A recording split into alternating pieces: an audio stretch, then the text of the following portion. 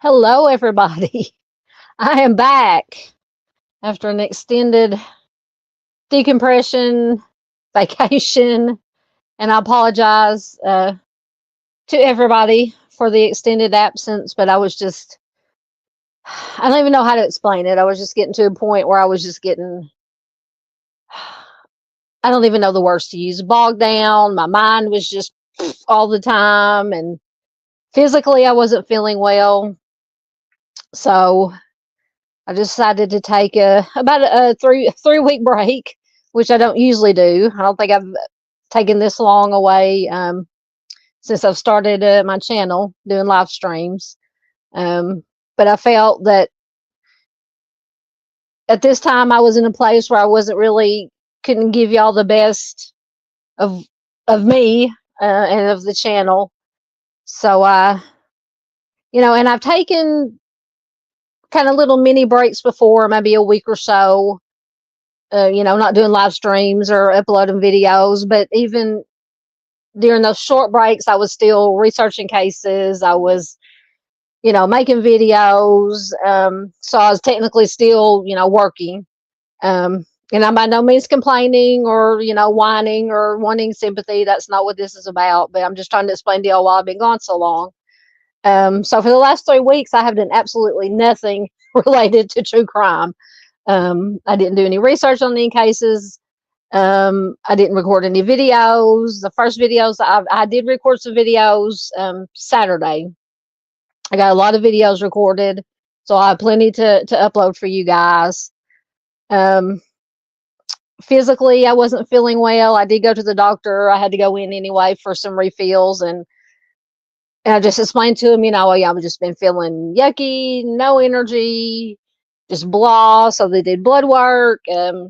Apparently, they sent me the results from my blood work. Of course, I did not understand any of it, but apparently they didn't find anything to be concerned with because they didn't call or anything to tell me to, switch them into my meds or anything like that. So who knows? I'm going to chalk it up to getting older. But anyway, I'm so glad to be back. I missed you guys so much. Um, I did finally make it back to Dave, Ellen the Prow's live last night, and I enjoyed getting back with Dave and all his people in chat. So I'm going to have to bear with me. I feel kind of out of, have to get back into the rhythm, basically. So anyway, this is our Missing Person Monday live stream for the first time in 3 weeks. And we are doing Rhode Island tonight. We are still in the eastern states. But before we go any further, let's see who is here. I missed you guys so much. I want to get caught up so with you guys so much. Chris is here. Hello, Chris. Good to see you here. Miss Paula, our angel Miss Paula is here. Good to see you, Miss Paula. Miss Farr is here. Another one of our angels is here. Good to see you. Thank you, Chris. It is great to see you and everybody again. Absolutely. And thank you guys for bearing with me and coming back and not giving up on me. I just appreciate it so, so much. Miss Miranda is here. Hello, Miranda. Good to see you. Crimezilla is here. Good to see you. Absolutely. Thank you so much, guys, for being here. It just means the world to me. Absolutely, yes. Please hit that like. I've been gone so long. I have to get back into the back into the algorithm. Thank you, Miss Paula. Good to see you.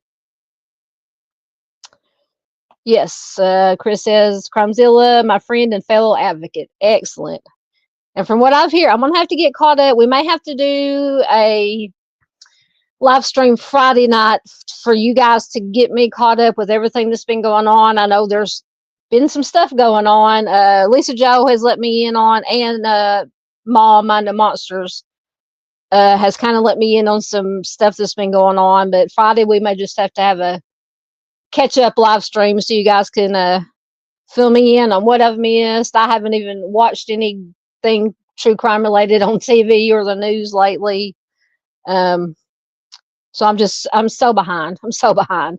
But it did feel good to just kind of veg out. All I did for like 3 weeks, besides work, I'd work and I'd come home and I'd crash on the bed and binge watch just, all the stuff I've got on my DVR. And just lay in bed and chill with the cats, me and the cats. So I'm feeling better. My mind's feeling better. Just got to get my body to feeling better. And I think I can get my body to feeling better. For one, I need to lose some weight. And for two, I need to start eating better. And getting out and exercising more. Try to walk. Do some walking while I'm at work. Waiting for spark orders. Which I do. If it's not too hot, I'll get up and make circles. Walk around the parking lot at Walmart. Just try to get a little bit of exercise. But anyway, there's Miss Doodle, one of my favorite humans in the whole wide world. I saw Miss Doodle last night in Dave's chat. Love Miss Doodle. And please check out all these wonderful creators, Miss Doodle, Crimezilla, Miss Paula, anybody else who I haven't gotten to yet that might be in here. Of course, all the usual suspects, True Crime Web, my friend Arctic Fox, Mom, Mind of Monsters. You guys know our friends. There's Miss Nan R. Hello, Nan. Just hey there, everybody. Hope you're doing well today. Absolutely. I hope you guys have been doing well. Trying to stay warm, or not trying to stay warm. Well, I guess it depends on what part of the world you're in. Just try to stay warm or cool. And the weather has been crazy lately. Craziness going on. Let's see who else. I don't want to miss anybody. And there's my Michigan wifey. How are you doing, my dear? Good to see you. Crimezilla says, I understand that I took a year off from my channel. Yeah. I don't know if I could take off a year. Well, I probably could, but to me, 3 weeks was a long time. But I think I needed it. I really did. I just felt like I was getting bogged down. I had so many cases that I wanted. You know how it is when you're researching cases and then you have people suggesting cases, which I absolutely love. Don't ever hesitate anybody to email me or comment on one of my videos to suggest a missing persons case that you would like me to feature. I will absolutely get to it. But I just felt like, I don't know, maybe overwhelmed, and I just couldn't, just figure out what to do first and how to do it and how to go about it. So I just said, let me take a break for a minute, clear my mind a little bit and then get back to it. Let's see. Thank you very much. Thank you very much, Miss Farr. There's Junior, another one of my favorite human beings. I hope you're doing well, Junior. Good to see you. And we have Miss Miranda. She has been a member for 11 months. Thank you so much, Miranda. You are a doll. Let me see if I have another one. Of course, Miss Farr has gifted 5 memberships. Thank you so much. Thank you so much. So guess what? Miss Miranda and Miss Farr get the moo cow. Let me find her. There she is.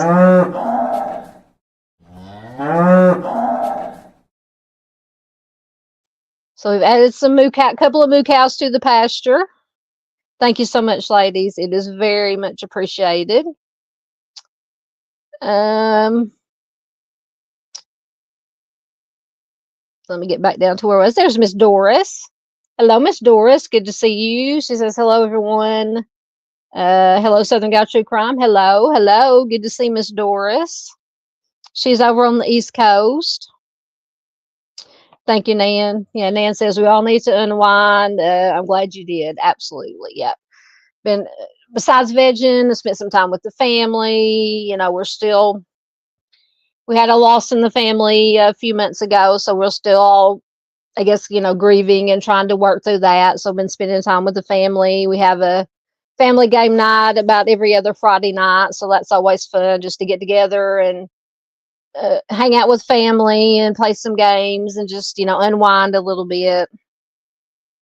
So that's always fun. We did a little bit of that. Thank you, ma'am. Thank you, ma'am, so much. Yes, absolutely. Thanks to Miss Farr. She's just always such an angel. Thank you, Chris. Absolutely. I appreciate that. Yeah, play the cow. Yeah, we played the cow. Yes, everybody everybody likes the cow. Yes, absolutely. Miss Farr is awesome. Thank you, Miss Doodle. I appreciate it. I appreciate it. I missed everybody so much. Yeah, Chris says Friday is a good day for a recap of things going on. Yeah, we'll try to plan on doing that. If this Friday night is not our game night, we will do a live stream. Or maybe even if it is game night, after we get back from the game night, I'll do a live stream. It might be a little bit later than we usually do it, but we will definitely do it. Because I really, you guys need to really get me caught up on what's been going on. All right, just want to make sure. Thank you, Miss Doris. Thank you, Miss Doris. That is very sweet of you. Thank you, Miss Doodles, getting in the links. There is Miss Paula's. Yes, Miss Barb. And I did see Miss Barb. She was in Dave's live stream last night. It was good to see Miss Barb. So Chris says Crimezilla is from near Mom's area. Excellent. Excellent. And there's True Crime Web. Yes, I know. I think that would Crimezilla says me too, weight and exercise, we got this. I know, I think that's what it is, because God, when I see it, especially when I go back on some of these last live streams I've done, sometimes I'll go back to watch a little bit of them just to make sure everything was kosher. And I'm like, my God, I feel like I have chipmunk cheeks. So yeah, I really do. And my clothes are getting too small for me. So I really do need to exercise, lose weight, start eating better. Hopefully I can do that. Yes, it is great to see Miss Barb. Apparently Miss Barb has been taking some time away too, but Absolutely. Oh, Far says it is her time to stay warm. You can have the heat. Yeah. No, we don't want the heat. Boy, I worked today. I think I gave myself heat stroke. And it was not really even hot here yet. I mean, I think it was 90, 91, which in Arkansas in August, September, it'll be over 100 with 100% humidity. So it really hasn't got hot here yet. But boy, today working and schlepping them groceries, it was hot, hot, hot. Thank you very much, Miss Doodle. There is Dave, our friend Dave's out on the prowl. I'm sorry to hear that, Miranda. Miranda says that she has a bad cold virus and really tired. Not sure how long I'll be able to stay. That is fine, Miranda. I understand. But I love everyone. I'm glad you're back. Thank you. You're awesome. You don't owe anyone an explanation. No, I do. I just, I don't want to. I just feel like I didn't want you guys to feel like I just deserted you and just disappeared. Um, but I am back. I am back. Welcome. I am a real ginger. Glad to have you here. I don't think I've seen your name here before, but we're glad you're here. Thank you so much. Yes, I'm glad to be back. Glad to be back. Oh, she would get excellent. So I'm a real ginger was gifted a membership, one of the memberships from Miss Farr. Excellent. Welcome, welcome. We're glad to have you here. I don't know where Echoes is tonight. He'll see. It is Monday. He's usually off on Mondays. He may have something going on. I don't know. Or he may sneak in here later. Who knows? With him, who knows? Who knows? Never know what that boy's doing. Yep, Far says, welcome to the paddock.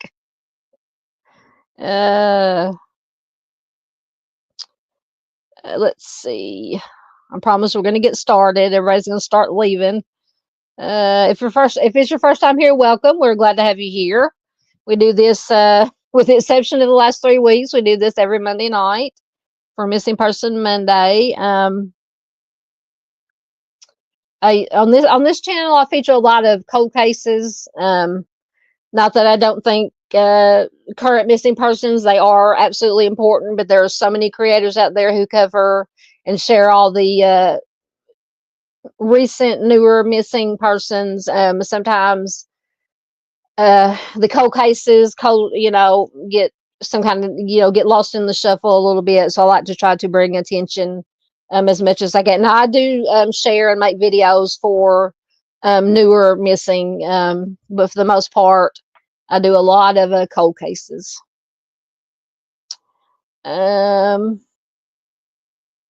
Thank you so much, Miss Doris. Miss Doris says, I'm so sorry for your grief. I know how hard it is to deal with the death of a loved ones. I've lost everyone I loved. I'm so sorry, Miss Doris. Thoughts and prayers to you. Yep.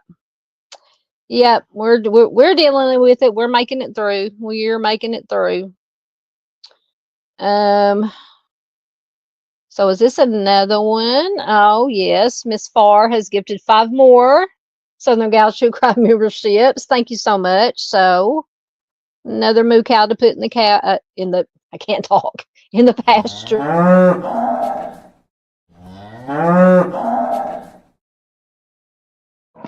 Thank you so much once again, Miss Farr.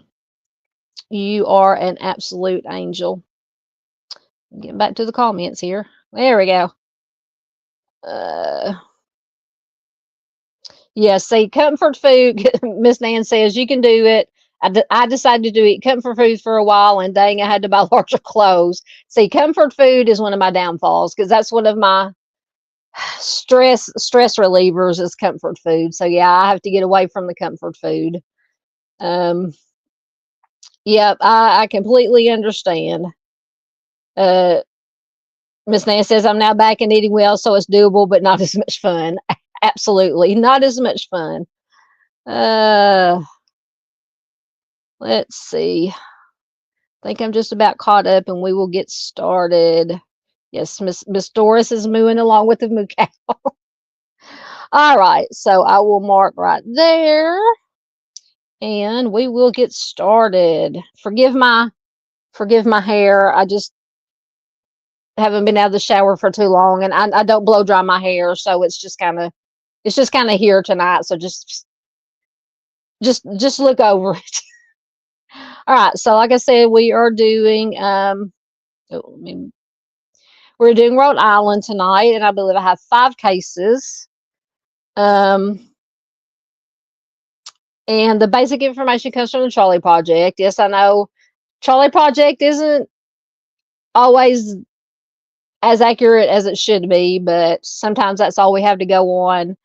Um, and I believe I was able to find, because I always try to find, for anybody new here, I always try to find some supplemental articles, news articles, with interviews with maybe family members, law enforcement that has worked on the case, any updates on the cases. And I think out of the 5, I was able to find 3 supplemental articles for these cases tonight. So tonight we will start with, and I'm going to try to pronounce this name right. I think it's Wojtek Fudali. I think that's how it's pronounced, because I think I had to look it up. So Wojtek has been missing since December 6, 2008 from Narragansett, Rhode Island. He is a white male. He was 22 years old at the time he went missing. He would be 38 years old as of 2025. At the time he went missing, he was 5'10" to 6 feet tall and 195 to 205 pounds. With light brown hair and blue eyes. It says he may spell his first name Wojtek, or use the nickname Tek, Tek. He is a native of Poland. He has a tattoo of a black eagle on a yellow and green background below the left side of his rib cage, and I believe that smaller picture on the slide is that tattoo. Lost my place. So the back, he has a tattoo. He has visible acne and a gap between his upper front teeth, and he has previously broken his clavicle, and his hair was shoulder length at the time of his disappearance. So that's why there were several pictures on the Charlie Project, but I used that one because it was closest to what they said his hair looked like at the time that he disappeared. So as far as clothing and jewelry description, it literally says naked. So apparently he was naked the last time he was seen. So we'll go with that. So Wojtek was last seen in Narragansett on December 6, 2008. He had attended a party at a friend's home in the 70 block of East Shore Road, and he stayed there overnight. The group was awakened sometime after 5 a.m. to the sight of Wojtek standing naked. He was hitting himself with a metal pole from the bed frame and saying, "Trust me." So they did not call the police or an ambulance. And eventually they said he went back to sleep. So when his friends woke up the next afternoon, Wojtek was gone, and the clothing that he had worn the night before was neatly folded on the floor. He also left his sneakers, his car keys, his cell phone, his driver's license, which was a Massachusetts driver's license, his debit card, and $86 in cash behind. So apparently his friends initially believed that he's just gone for a walk somewhere, possibly naked, since his clothes were neatly folded on the floor. So Wojtek was seen twice after he left his friend's home. Neighbors saw him sitting on a dock at around 8:30 a.m., naked or nearly so, they said. 2 hours later, a friend saw him running, still nude, near Galilee Escape Road on the grounds of the 128-acre Galilee Bird Sanctuary. After that was the last sighting of him. He has never been seen or heard from again. As I said earlier, he was born in Poland. He grew up in Wilbraham, Massachusetts. Earlier in 2008, he graduated from the University of Rhode Island with a bachelor's degree in international business. His friend stated that he did seem depressed and despondent prior to his disappearance. He was acting oddly the last time they saw him, but his mother spoke to him 3 days before his disappearance. And according to her, she said that she didn't notice anything wrong. Wojtek's roommate stated that he had become interested in nature and also very religious, and he spent a great deal of time reading the Bible in the days before his disappearance. They said he began underdressing for the cold weather, and he would walk around outside with no shoes on. He talked about trying a simpler life and even mentioned possibly going on a bread and water diet. So temperatures outside on the day that Wojtek disappeared were around 30 degrees, and he could not have survived long without his clothes. And his case remains unsolved. So if you have any information, so this is very, very strange. So I don't know if maybe he was having some kind of mental health issues, or, I mean, because obviously, walking around naked, going outside, they said underdressing for the weather, not wearing shoes outside in, 20, 30 degree weather is, I don't want to say it's not normal. I mean, some people can do that. I mean, if you were raised in that climate, it might not bother you to, wear shorts outside, or no shoes when it's, 20 or 30 degrees. I don't know. I'm a Southern girl. I've lived in the warm climate all my life. So, but if you do have any information regarding Wojtek's disappearance, you can call the Narragansett Police Department at 401-782-0661. And I don't think I was able to find. Oh no, I was. I was able to find an article. Maybe with the interview with his family, and this article is from November of 2018. So he went missing in, go back into, it's so small I can't read it, 2008. So about 10 years after he disappeared. Family of missing grads searching for answers 10 years later. In the fall of 2008, Wojtek Fudali was 22 years old and full of ambition. He graduated from the University of Rhode Island earlier that year. He spoke 4 languages, and he had a lot of friends. The muscular surfer was no longer the shy 5-year-old with the funny name pronounced Wojtek, who left for Poland for Western Massachusetts. His aunt Anna says, he told me, I think I'm coming back home, but I'll let you know Saturday. Oh, excuse me. Anna is his mother. Excuse me. Anna Fudali is his mother. On December 6th, the day he was supposed to call his mom, Wojtek was reported missing from a home on East Shore Road in Narragansett. Friday night, he and some friends hit a local party and a popular watering hole. Friends would later tell police that Fudali was not using any substances, and he had just one glass of wine. In the days leading up to his disappearance, Wojtek's friends noticed that he seemed a bit, what they said, standoffish, and this is according to police reports. Once again, he talked about a simpler life. He would try a diet of bread and water. He increasingly began undressing for cold days, and friends noted that he left his shoes off. The day before he vanished, he was stopped by police on Newport's Cliff Walk. He wasn't wearing any shoes, and he was, quote, inappropriately dressed for the weather and distraught, according to the police. Around 3 a.m. on the morning, Wojtek was reported missing. Police made a well-being check on one of his friends named Burton, who was renting the home on East Shore Road. Little did police know they'd soon be looking for Wojtek. Other than Wilkins, Wojtek's friends that night included Zachary, I'm not going to give last name, Zachary, Sean, Caroline.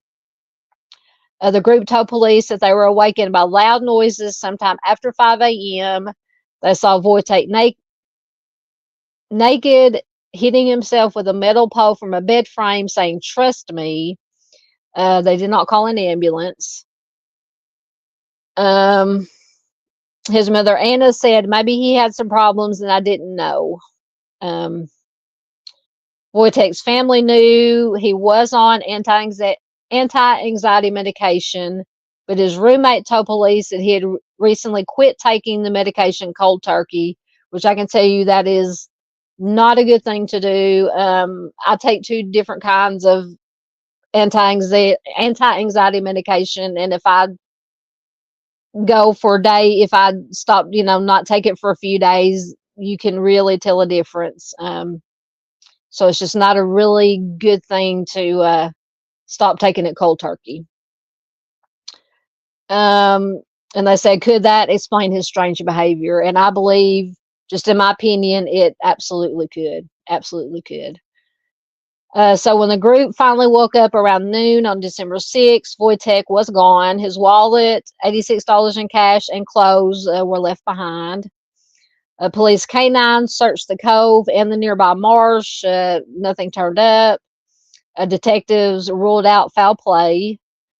Detective Lieutenant Scott Vallone of the Narragansett Police Department said, no, there was no evidence in the residence that indicated anything like that, such as foul play. Shortly after his disappearance, witnesses in town came forward with sightings of Wojtek. One neighbor named Kevin told police that he saw a man wearing a hooded sweatshirt sitting on a dock behind one of the houses on East Shore Road the morning that Wojtek went missing. Another University of Rhode Island student at the time named Adam said that he was driving down Galilee Escape Road around 11:30 a.m. Saturday and noticed a man jogging in the marsh who fit Wojtek's description and appeared to be naked or wearing only underwear. So fast forward to 2018.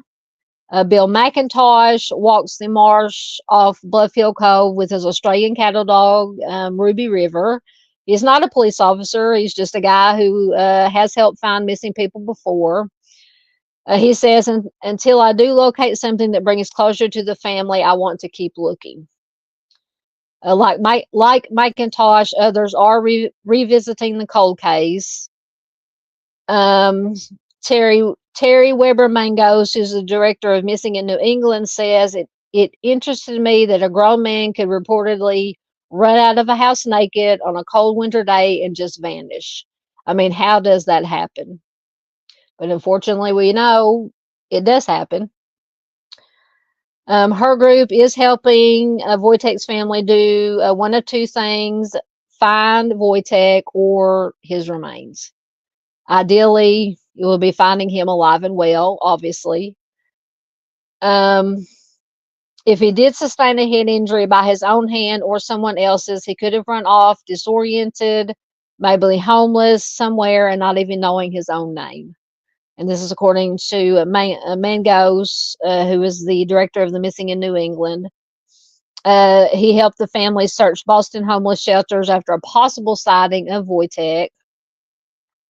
Anna, his mother, said that she doesn't have a convincing feeling that her son passed away on that morning. Excuse me. She says, I believe that he is alive. She says it's just a mother's intuition. The Fidalis came home one day to find a Post-it note in their kitchen that said, I miss y'all, love, Woit, W-O-I-T, and I am at the bet. I don't know what that means. And then there was a call from a child in Puerto Rico asking for Wojtek. Police traced the number to a woman on the Caribbean island, but could not locate her. As for the Post-it note, the handwriting was childlike, and investigators found it inconclusive. So that very, very strange, this note. So I don't know if Woit, W-O-I-T, is maybe a nickname that they had for him. I don't know. Um, so they found that note inconclusive. Still, Narragansett police have not closed Wojtek's case. We've always been aggressive to go after new information that comes in. This is according to another one of the law enforcement that is working on the case. Anna Fudali and her husband, try to pronounce this right, Rizard, have lost both of their sons. Their oldest son died of an OD a few years before Wojtek went missing. Oh, that just breaks my heart. So not only have they potentially lost one son with Wojtek, they did lose the other son to an OD. But they are not ready to quit or give up hope. Anna, Wojtek's mother, says, "No, I will never give up hope. He's my heart, and I will all the time, and will all the time be in my heart. I am his mother," adding that she recently sent letters to her son's 4 friends, which are the last people to see him, and she's hoping that they will contact her. The Fidalis, as of 2018, were offering a $4,000 reward for information related to Wojtek's disappearance. And once again, anyone who has information is asked to contact Narragansett Police at 401-789-8967, or you can send a confidential email to missinginnewengland@gmail.com. So just lots of, it just breaks my heart every time with especially with the mamas, yeah, just a very, very, very odd situation. But let me see what you guys have to say. See if anybody snuck in on me while I was reading. Get back up to where I was. Stop my cam for a minute while I'm trying to find where I was here. Let me see.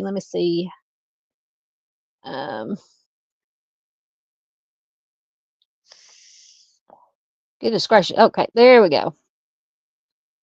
All right. Oh, thank you. Chris says my hair looks good. Thank you so much. Yeah, it's just it's the best I could do. Going back, Miss Doodle says, yes, I've traded cake for carrots and it's not working for me. I can't eat raw carrots. I can eat them if they're cooked carrots. I can't do raw carrots. There's not a lot of raw vegetables that I can do. I do like broccoli. That's probably about the only raw broccoli is a vegetable, right? I can do raw broccoli, but the thing that gets me that's not healthy is I have to dip it in ranch dip. I guess I could get ranch light dip. That might work. Let me see. Absolutely. Chris says thoughts and prayers for the Wojcik's. What family is that? What did I miss? Wojcik's. Oh, never mind. Wojtek. Okay. I was thinking last name. Yes, absolutely. Yes. Yeah, it's just very, very, very strange. Far says, I wonder if it was a drunken step being naked. I don't know. Well, they said that, now this is according to his friends. So, I mean, I don't know that they would have a reason to lie, but they said that he was not doing any substances and he had only had like 1 glass of wine. So I don't know. For some reason, I'm just kind of, I don't know, leaning towards maybe a mental health crisis, mental health issue. But that's just my opinion. Yeah, Miss Doodle says mental break possibly. Yep, that's what I was thinking. Yeah. Yeah, because I mean, why would you, because I said he was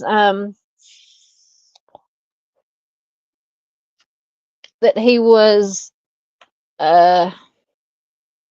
Let me go back to the Charlie Project information. He was standing in the room, in the bedroom.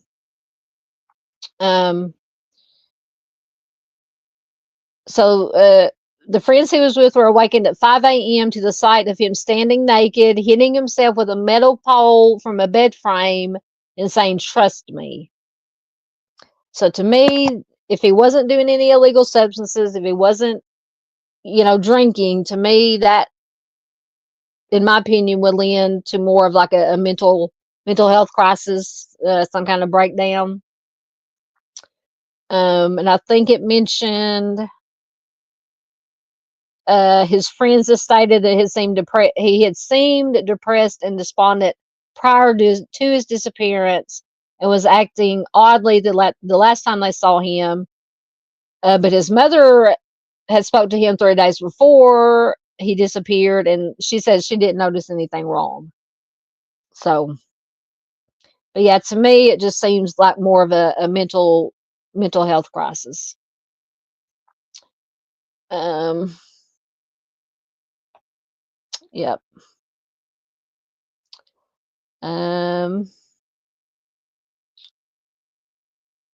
Yeah, that is the question. Miss Paula says, "Why was he walking around naked?" Like I said, once again, just in my opinion, I think maybe some kind of, what brought it on. I don't know if something maybe happened that night at the party that may have triggered it. Some kind of mental breakdown. I don't know. But just all of a sudden, just, although they said he had been depressed, despondent, and had been acting oddly, maybe something happened at the party that may have triggered it, just kind of, the straw that broke the camel's back, maybe. I don't know. Miss Nan says he's at the age when certain mental health issues arise. True. Oh, Junior's back. He was eating dinner. Yep, I ate dinner before. We had what do we have? We had breakfast for dinner tonight. We had some eggs and some bacon and some biscuits. Really not good for me wanting to lose weight, but it really was. It was good. It was good. We have breakfast more for supper than we do for breakfast because neither one of us eat breakfast. Yeah, Far says, did it say if substances were taken at the party? From what I understand, I know it said, I can't remember if it's in the Trolley Project or the, but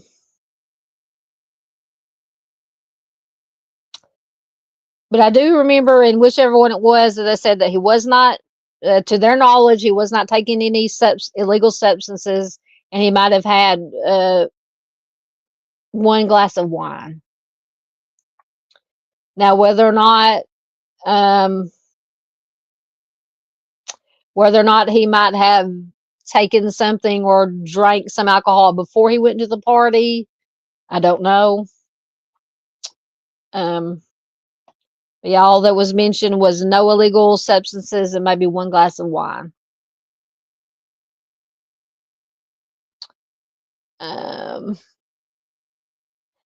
Hey, Diana. Dee Dee, how are you doing? Good to see you here. Yes, I am happy you caught alive. I saw Dee Dee, Diana last night in Dave's. She's always in Dave's chats. Thank you so much for joining us tonight, Diana. Good to have you here. Oh, that is one of my favorite. Junior says he had stuffed peppers, mashed potatoes, and corn. That is one of my favorite. My grandmother made the best stuffed green peppers. I can taste them right now. And Miss Diana became a new member. Thank you so much, Miss Diana. So guess what? We get to put another moo cow on the pasture.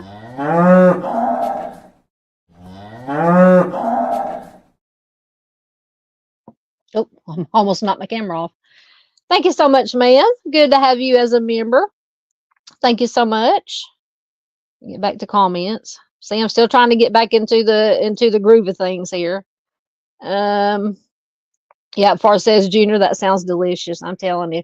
That sounds like a good old country dinner. Uh let's see. Yep. Far says, welcome to the paddock. Absolutely. Yeah, Miss Dora says her mom made the best peppers. Yep.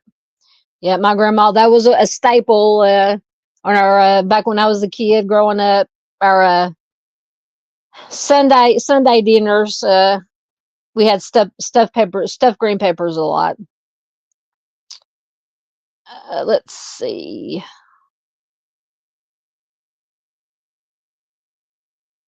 Welcome, Charles Manson says banned, so cold. I don't know. I haven't banned anybody. I don't know that anybody who's banned anybody, but welcome. Good to have you here.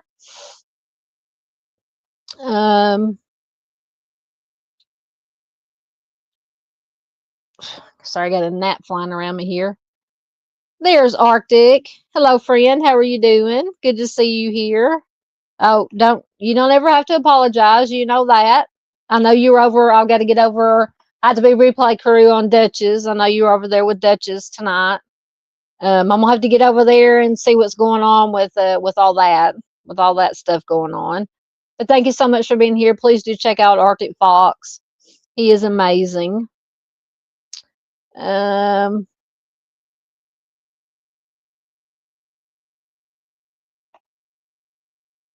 Charles Mann says that I'm late, but I'm banned. Where are you banned from?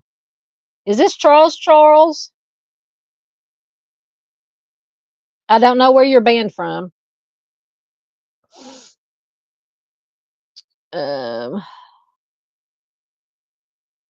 Let's see. Let me get caught up and we will go on to the next.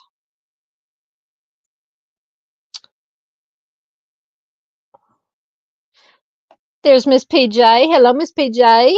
Good to have you here.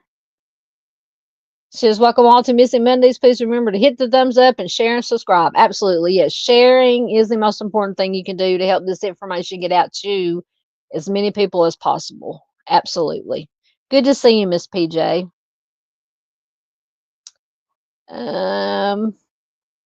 Is this Charles? Charles? You're always come in place. I know last night Charles came in with about 3 different names into Dave's. And if you're not the same Charles, forgive me. Charles has the Charles that I know. No, we're not going to do any. Let's not mention the M word here. I might get us in trouble. Yes, Crimezilla says prayers for families is so weird and sad. Absolutely, yeah. This one just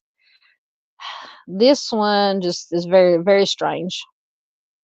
Absolutely, please do go subscribe to Miss Doodlebug. Thank you, Miss PJ. Miranda says talking about Wojtek, says he's the right age for a possible psychotic disorder. True. So it would be something like maybe bipolar, schizophrenia, something of that nature. Thank you, Miss Doodle. Has got Arctic's link in there.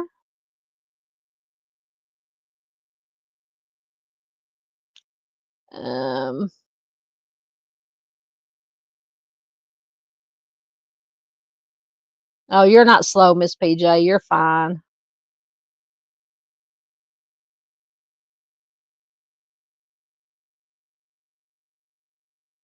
Let's see. Arctic says, Lord knows at 22, I was at the height of my mental health issues. Yeah.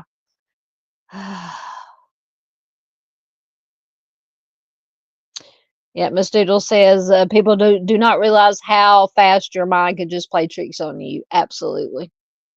Absolutely.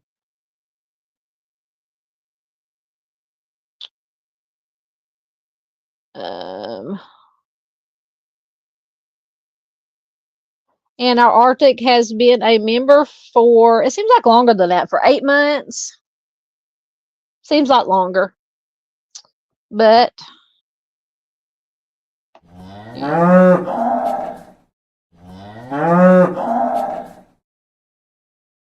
Thank you so much, my friend, for your continued support. We love Arctic around here. Oh, everything jumped again. Let's see.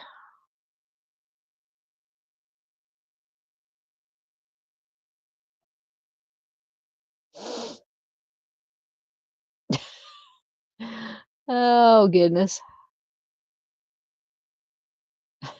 Doodle says a good dose of moonshine will sure get you running around in your birthday suit. Yeah. Yeah, like I said, he very well could have taken something or drank something before he went to the party, but yeah, I'm just feel just in my opinion it's some kind of mental breakdown. Oh, so yeah, okay, you are the Charles I know. All right. Good to have you here, Charles. Um, Good to have you here, sir. Oh goodness. Artist says it will give you stripping in a Waffle House. We'll have to call Mr. Steve if somebody's stripping in a Waffle House. Oh goodness.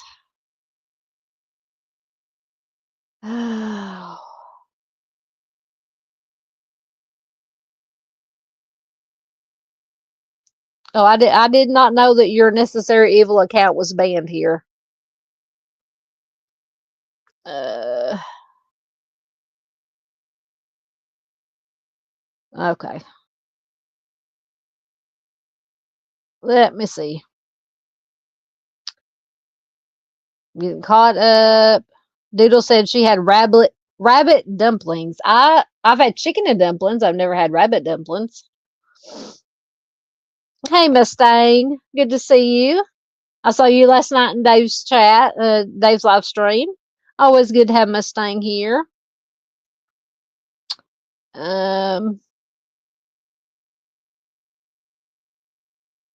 Yes, you do, Charles. You do have 1,000 accounts, literally.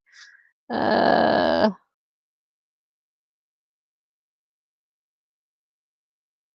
oh, that's fine. That's fine. Uh, let's see. Let me get caught up. We'll get on to the next one. Let's see.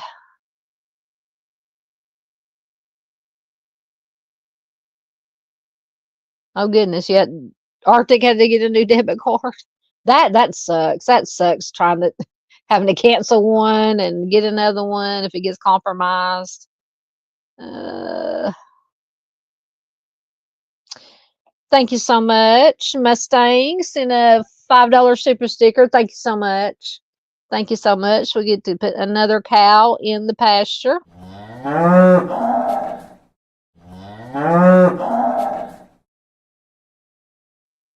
feel like I'm drinking a lot tonight. And I drank water all day at work because I was sweating so much. I was trying to replenish that water, but uh, but thank you so much, Mustang. That was very, very sweet. Very sweet. Appreciate it. It goes everything that's donated on the memberships goes right back into the channel, mainly to pay for StreamYard because it is super freaking expensive. Oh, let's see here. Uh, yes, absolutely, absolutely. Thank you. About this guy, Junior says I listened to a podcast about this guy. I can't remember which channel. Excellent. I will have to look it up.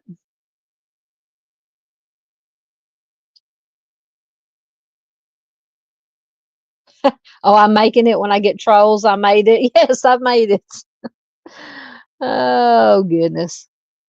Oh, Charles. I think Charles is a good guy. I've known Charles or known of him in other chats, mainly Dave's chat. He's a pretty good guy most of the time. Um, let's see. Miss PJ says she needs a popsicle now. Popsicle sounds good.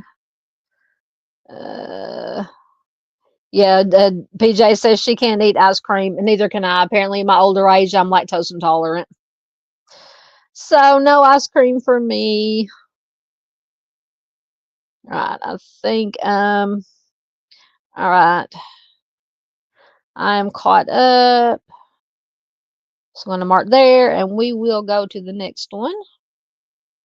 See who we have next. We have Linda Joan Hanley. Let me find her information.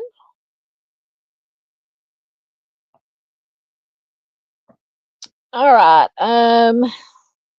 Linda has been missing since November 4th, 1971, from Pawtucket, Rhode Island. She's a white female. She was just 23 years old when she went missing. 5'1", 120 pounds, with light brown hair and blue eyes. She has a scar on her left arm. Her ears are pierced. Excuse me. Her maiden name is Rush, and she may spell her first name Linda, Linda, instead of Lynda. And she was last seen wearing a brown leather coat and white boots. So Linda was last seen at Archie's Tavern in Pawtucket, Rhode Island on November 4th, 1971. She got a phone call from a man and left immediately thereafter. After that, she has never been seen or heard from again. 3 days later, her husband found her car parked at a Holiday Inn in South Attleboro, which is a neighborhood of Attleboro, Massachusetts, and less than 10 miles from Pawtucket. Linda is from Lincoln, Rhode Island. She graduated from Lincoln High School. Says she was a popular student there. She participated in many extracurricular activities, including the school newspaper, the art club, and drama club. And at the time of graduation, her ambition was to become a registered nurse. Lincoln police are investigating her disappearance, which remains unsolved. And let me see, I don't know if I had any additional information. Did not have any, couldn't find any additional articles for Linda's case. But if you have any information regarding Linda's disappearance, you can call the Lincoln Police Department at 401-333-8281. Let me just make sure really quick that I didn't have. Nope, I didn't. Okay. Let's see. People, in that short amount of time. Welcome. Skits is here. Hello, everyone. Hello, everyone. Long time no see. Welcome. Good to see you, Skits. Haven't seen you in a while. Good to see you here. And I think somebody else snuck in. Dandy. Hello, Dandy. Our Dandylinus is here. She says that's not suspicious at all. Are you talking about this case? The phone call? Yes. About the only thing is this mysterious phone call. Says she was at Archie's Tavern. She got a call from a man, left immediately thereafter, never been seen again. 3 days later, her husband found her car parked at the Holiday Inn in South Attleboro, Massachusetts, less than 10 miles from Pawtucket, and that's about it. So the obvious question would be, who was this phone call from this? Oh, let me go back. So how would they know that it was from a man? I'm assuming that she told somebody that it was a man, but I'm wondering if she told them who the man was. You would think that if she told them who the man was, they obviously should have questioned him.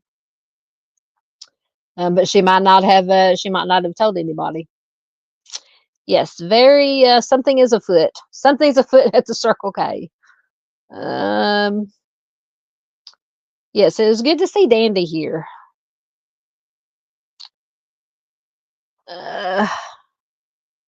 Make sure. Yes, absolutely. Justice for Timmy D's. Get caught up again. I think I'm caught up again. And we'll go to the next one since I was not able to find any more information on Linda's case. This one, in my opinion, is I can't say for sure, obviously, allegedly, because I don't know. But to me, this one's kind of pretty cut and dried. This is Doreen Ann Marfio. Let me get her information. I don't think I was able to find any additional information, but I think all that we probably really need to know, all the pertinent information is included.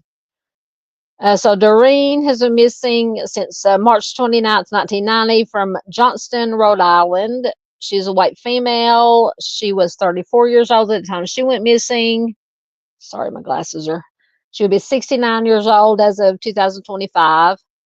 At the time she went missing, she was 5'7", 115 pounds, with brown hair and green eyes. Said that she has a pale freckled complexion. One of her front teeth is capped.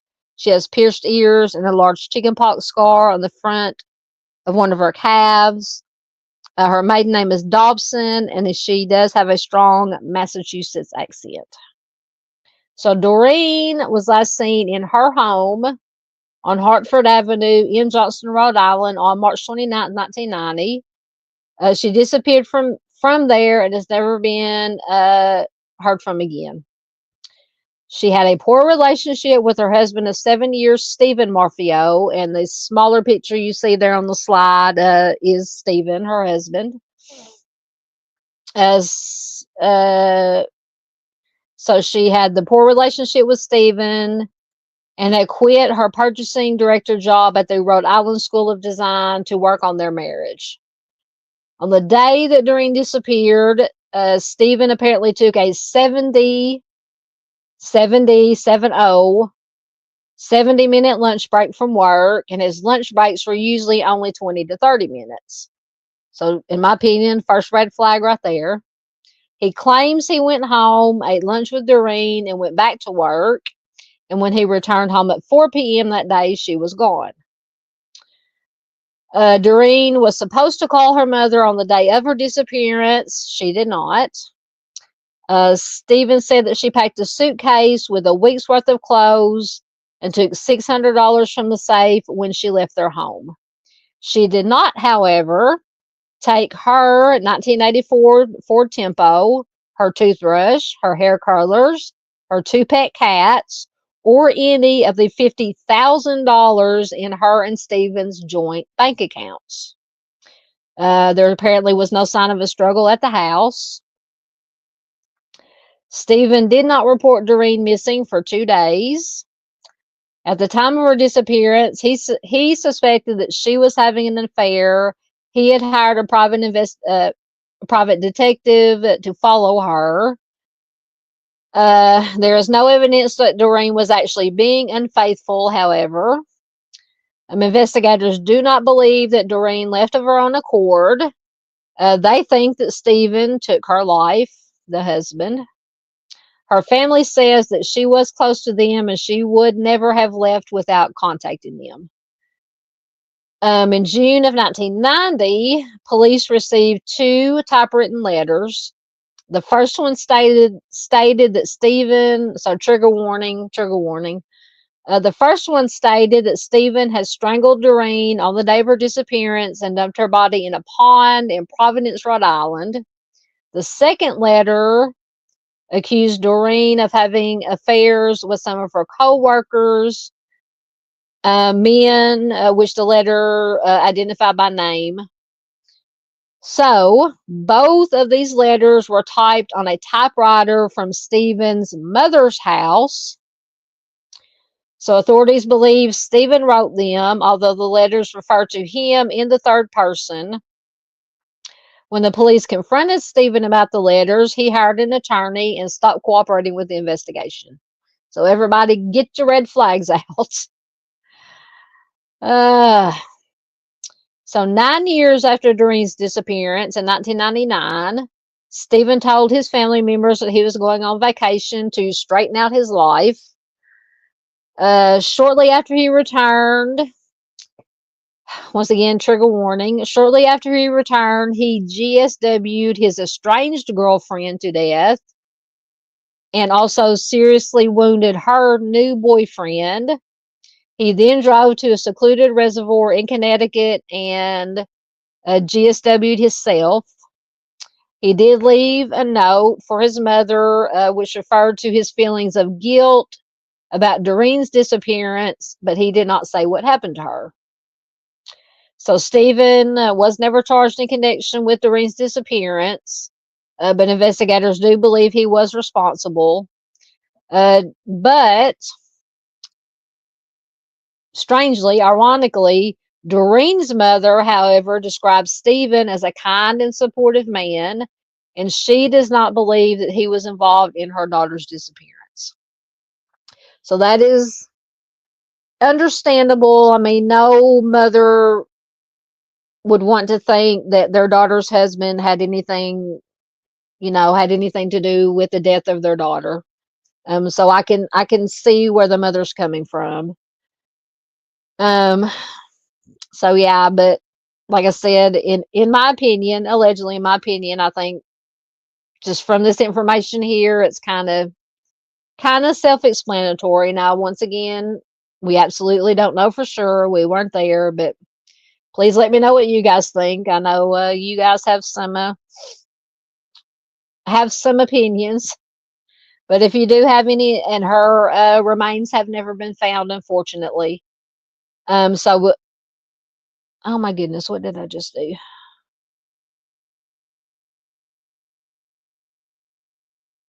Hold on, I just messed up something. What did I do? Hold on. Cancel. Okay, there we go. I'm back. Good Lord. I almost sent this into a dumpster fire. So if you have any information about Doreen's case or possible whereabouts, where her remains may be, you can call the Johnston Police Department at 401-231-4210. Let me see if I was able. Yeah, I had no other information. But like I said, I think this information here is pretty much, in my opinion, pretty much tells the story. All right, let me get back down and see what you guys have to say.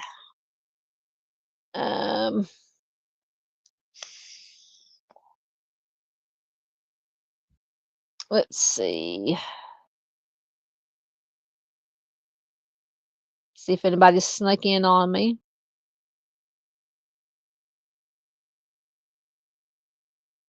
Oh, now Charles is coming into the derp squad is Charles.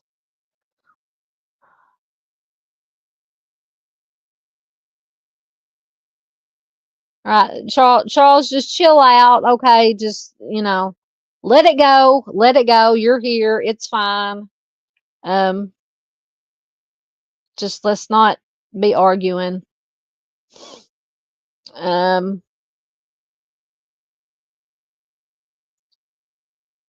Let's see. All right, Charles. We gave you a chance. You're going in timeout, dude. Sorry. We gave you a chance. If you can't come in here and act and be civil, that we're just not going to deal with it. Sorry.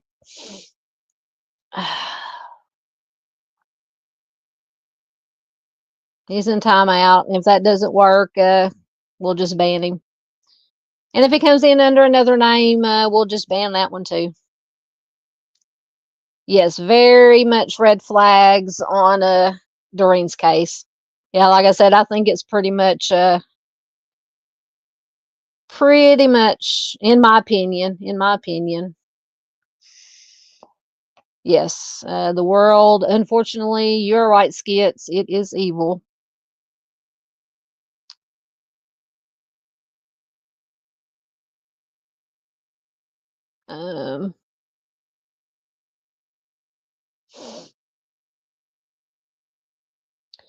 Yeah, I banned him, or I put him in timeout. If he comes back under another name, then we'll just ban that one too. Try to give him a chance. Tried to give him a chance. He just wouldn't listen. He don't know when to quit. All right, you're caught up.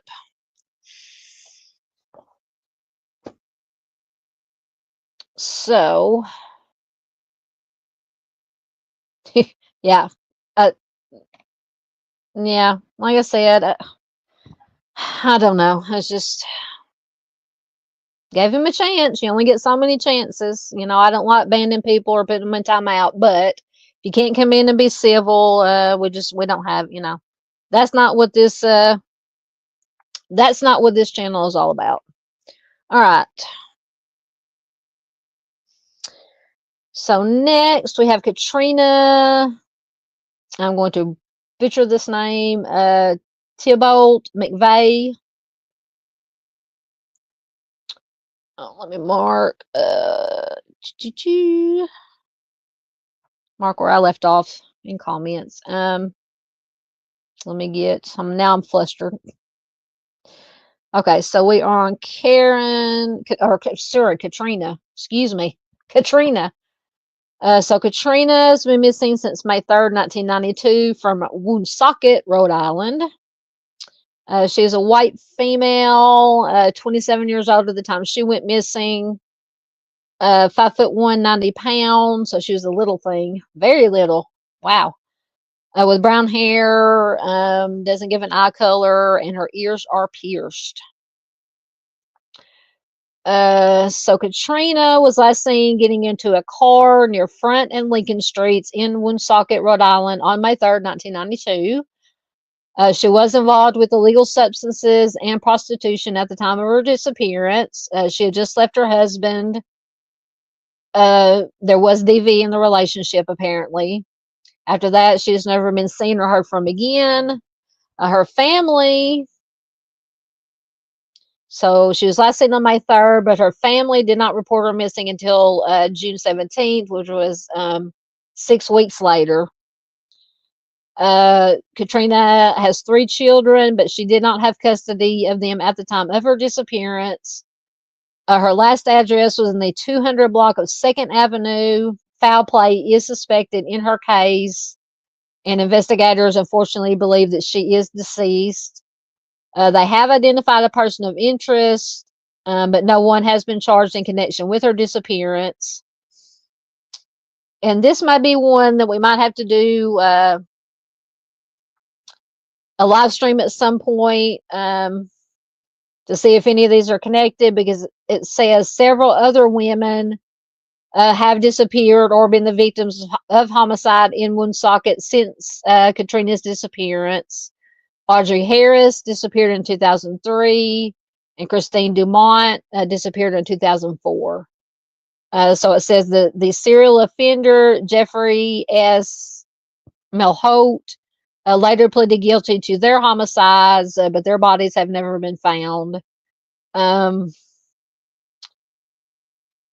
It goes on to give some other. In 2012, Michael Ducharme pleaded guilty to Vicky Connolly. She was killed in 2007. Now, I don't know what any of this has with Katrina's case, but the homicides of Megan Paul in 1994 and Cindy Roberts in 2001 remain unsolved. Like Katrina, Paul was involved with substances and prostitution, but it has not been proven that the 2 cases are related. Katrina's family believes that she was the victim of a homicide by someone close to her, and then buried on the banks of the Blackstone River. Her brother did search that area and found what he believed were some of her clothes. After Katrina's disappearance, her mother got anonymous phone calls from someone saying that she would that Katrina would never be found, and her case remains unsolved.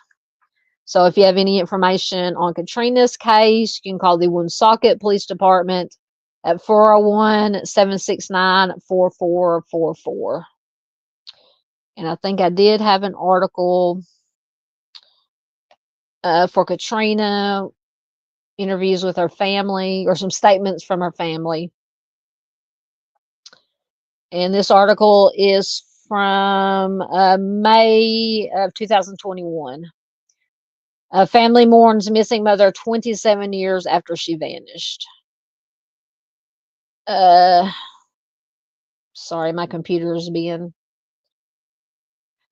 Todd Thibault's family considers a rusty bridge running over the Blackstone River as a memorial to his sister.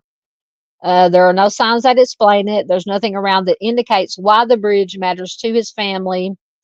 But get rid of ads.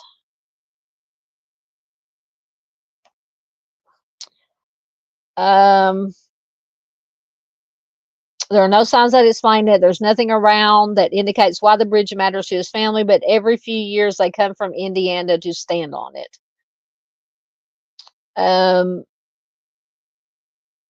Katrina's brother says a river can become a memorial to somebody when you don't have answers. It's for mom. Mom deserves the right to know. In 1992, his big sister, Katrina McVeigh, disappeared. He was 16, she was 27, and they were as close as can be. Her brother says she was always mischievous. She was up to something. She was always up to something. She always had you. This is very poorly written. If you needed an issue, she was right there, whether it be a hug or anything else. I mean, they all took her disappearance hard, obviously. Thibault's mom begged for answers in front of eyewitness news cameras in 1992. Charlotte, her mom says, "Come home, Katrina. Let us know that you're all right." As time passed, the family believed that she was the victim of a homicide. Their pleas changed. Her mother says, "If she's gone, then let us give her a decent burial. Let us have the comfort of mourning her." Sorry, I'm swatting ads. As time went on, her mother received a cryptic phone call. Her mother says it was something to the effect that, quote, you can find your daughter by the riverbank. They searched along the river with Woonsocket police, cadaver dogs. Nothing turned up. And her mother still believes that they'll find her somewhere along the Blackstone. Her brother says, just wondering, if all those years, if I just kept on going up this way, if I would have found something.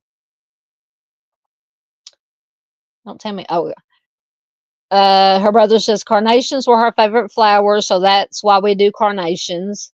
They bowed their heads in prayers, then continued before tossing the flowers into the river below and pausing in silence. Her brother added, maybe, just maybe, by the grace of God, the flowers will find her if we don't. The family has always wanted to know who was involved. Now they just want to know where she is. It's not about who anymore. Maybe somebody will drop a line and say, hey, this is where she was at, and that's all the information you're going to get. And as far as the family side, that would be satisfaction. As police look for answers, they added the investigation to a deck of playing cards. And we've seen those cards that have the missing persons on the back of them. Each card highlights an unsolved homicide or missing person case in Rhode Island. And Katrina is the 9 of diamonds. Katrina's mother says, Katrina's brother says, I just want it to end for my sister and for my mother. Once again, anyone with information on this case should call 1-877-RI-SOLVE. So that's just some information or some statements from the family. Just always breaks my heart reading these statements from the family. All right, let me get back down to where I was. I know I marked it somewhere. There it is. All right. Oh, Arctic is back. You had to take a phone call.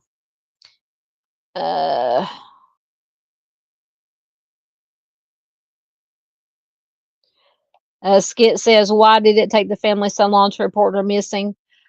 I'm just going to go on the assumption that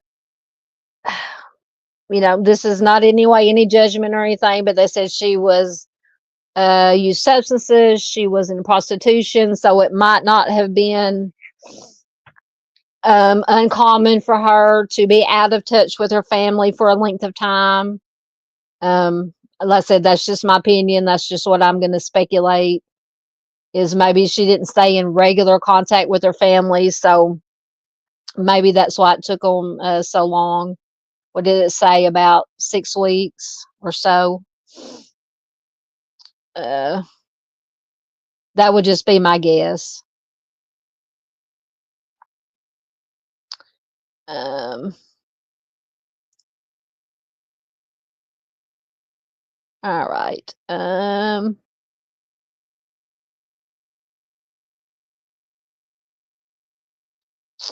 Welcome. I'm going to butcher this name. Veritas at Equitas says, "Don't be sorry for keeping your channel cleaned up." Thank you very much. And welcome, welcome, welcome. Thank you very much. Doodle says he is now banned. I don't play baseball and do 3 strikes. Thank you so much. I can always count. Doodle is our enforcer. Doodle's our enforcer. Thank you so much, ma'am. Yes, Crimezilla says these stories are sad. Absolutely. Absolutely. Thank you so much. Yeah, I do my best to be respectful, but if you come in here being disrespectful and just trying to cause trouble, nope. Get you kicked out every time.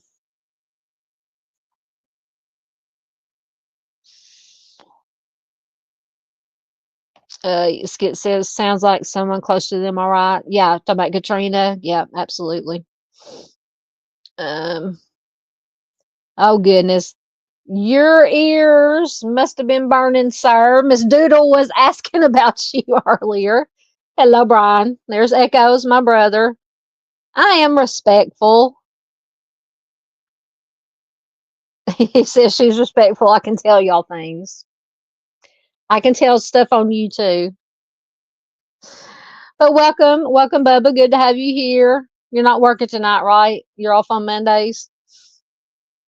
Thanks for coming in. Tell sis-in-law hello, hello, and all the kiddos. Thanks for popping in. Yep, Doodle says, there you are, Echoes. Telling you, his ears are burning. His ears are burning.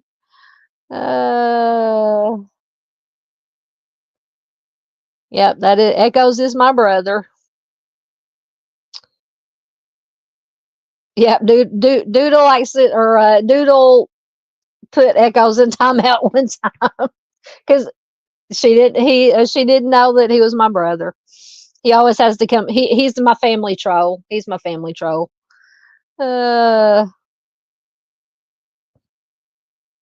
Yes, Echoes 14 is my brother. That is Brian. I have 2 brothers, Brian, which is Echoes, and then Daniel comes in every once in a while. He usually Daniel usually pops in when we're doing our fun live streams. So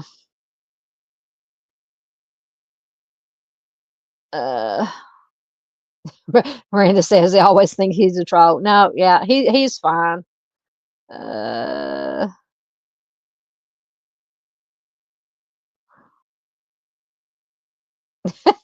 He says, I like taking a break so people forget who I am that get tossed again.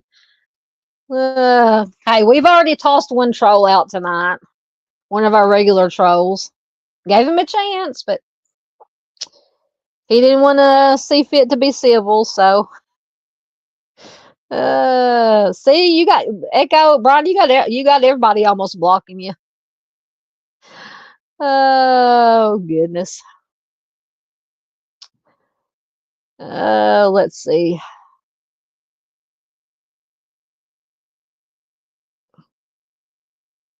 Yeah, and that was too, yeah. He did come in right after a real troll, so it got confusing.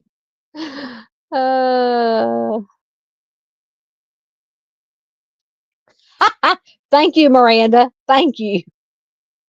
Miranda said, hello, you dork. Be nicer to your sister. I wouldn't think you're a troll. Oh, goodness. Y'all are killing me. Uh, yeah. He says he's a real troll too, but that's what little brothers do. Absolutely. Yes, he does have a good sense of humor. Absolutely. Uh, just make sure I haven't missed anybody. Yeah, yeah, yeah. I always get the blame. Big sister always gets the blame. Uh, Miss Barb said she is going to volunteer to throw you out next week. So y'all just going to all take turns throwing out echoes. Oh, that's funny. That's funny. Oh goodness. Yes, if you got thrown out by Miss Barb and Doodle, you get thrown out by the best. Absolutely. Hey, there's Lisa Joe. Are you back? Were you here earlier, Lisa Joe? I'm confused. I've been gone for 3 weeks. I don't know what's going on. Oh, but welcome. If I haven't said hi to you, Lisa Joe. Oh, yes, everybody has a. I'm like Dave. I'm like Al on the prowl. I throw duck. I throw wrenches. I throw wrenches.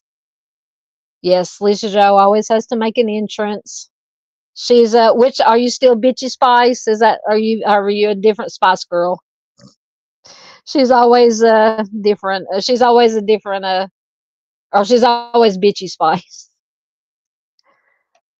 Paula, as far as I know, let me see. Let me go back. I think they said 1 minute, 1 minute. I think they said they had a person of interest. But let me go back and see. I might have been thinking about another case.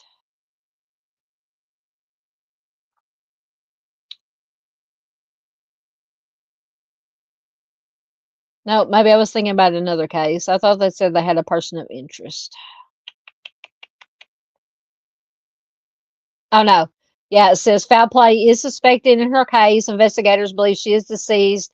They have identified persons of interest, but no one has been charged in connection with her disappearance. So they have persons of interest, but they have not officially publicly named a person of interest or a suspect.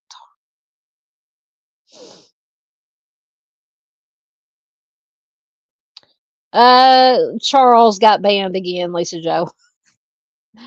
Evil, necessary evil, got banned again. He came in here and couldn't behave himself. We gave him a chance, but couldn't behave himself.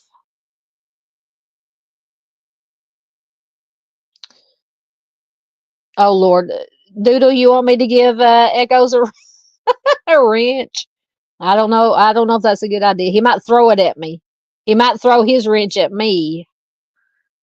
Yes, Miss Doodle. Yes, Mustang says Doodle is the bouncer. Yes, Miss Doodle is our resident bouncer.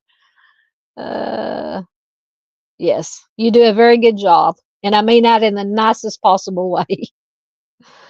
Uh,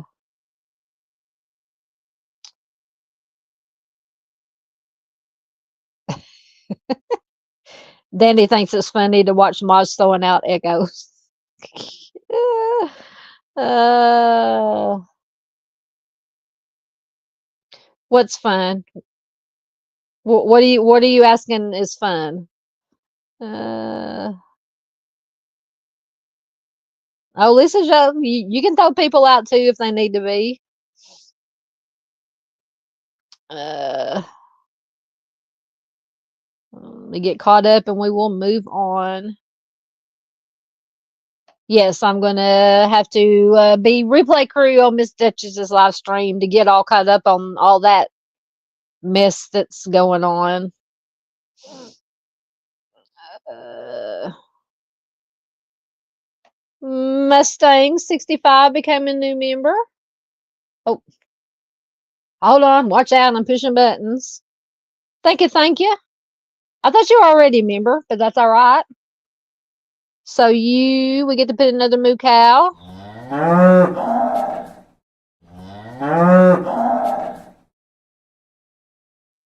Thank you so much. I don't know if you're actually a new member or if you just redid your membership. But thank you either way. Absolutely. I'm still pushing buttons. Yes, I do also throw hairbrushes. It's been a while. It's been a while. Yes, welcome to the paddock. Absolutely. Are you talking about Duchess? Yes. I will watch it and I will share it on my community tab. Absolutely. Miss Doodle says she's an only child. Oh, you don't know what you're missing. She says, I'm an only child, so I love this. Yes, I have two younger brothers. I'm the oldest. I have two younger brothers. Very interesting. Very keep me on my toes. All right. I'm caught up, so we will go to the next one.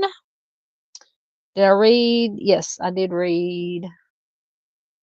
I'm telling you, I'm still trying to get back into the groove of things here, guys. Bear with me. Okay, so next we should have Michael Joseph Cenote. I hope I'm pronouncing that right, Jr. And Michael has been missing since June 13th, 2019 from South Kingston, Rhode Island. He is a white male, 22 years old, 5'11",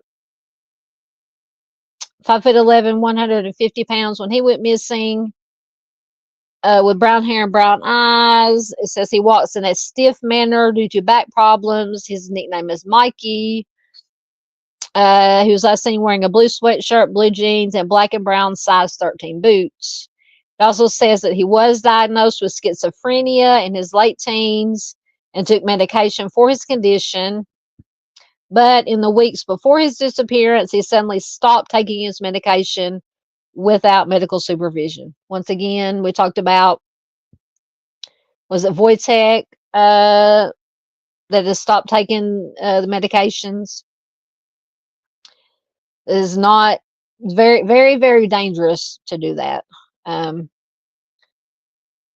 So Michael was last seen in North Kingston, Rhode Island on June 14, 2019. The day before, said he acted normal. He got gas for his car. He got takeout food. He bought groceries. That night, he hugged and kissed his mother and said, just love each other. At around 1:30 a.m. on June 14th, it says he quietly left home without telling anyone, and he never returned. And it says his brother did see him leave. He was cited by a South Kingston police officer about an hour later. His black 2000 Honda Civic was parked in the breakdown lane on Route 138. The officer stopped and asked if he needed assistance. Michael told the officer that he was a Grubhub delivery driver, which was true, and he had stopped to look for directions on his phone. He didn't need any. He told the officer he didn't need any help, and the police officer said he did not appear distressed at that time. A later check of receipts showed that Michael did not take or deliver a single Grubhub order that night. After that, he's never been seen or heard from again. 3 days later, his car was found locked in the parking lot of the Great Swamp Management Area in the 200 block of Great Neck Road. Inside the vehicle were fast food receipts and one uneaten hamburger. His keys and cell phone were missing, and the phone had been turned off.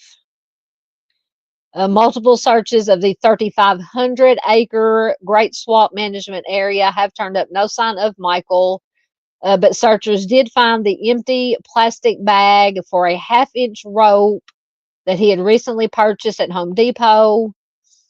About 125 yards away was the rope itself. Prior to his disappearance, Michael had also tried to get a firearm but he failed the state's gun safety test by 1 point, and he was not permitted to purchase the firearm. His family describes him as an avid hiker. He was a nature lover who was involved in geocaching, which is a global treasure hunt where people use GPS devices to look for caches of objects, which are often hidden in remote areas.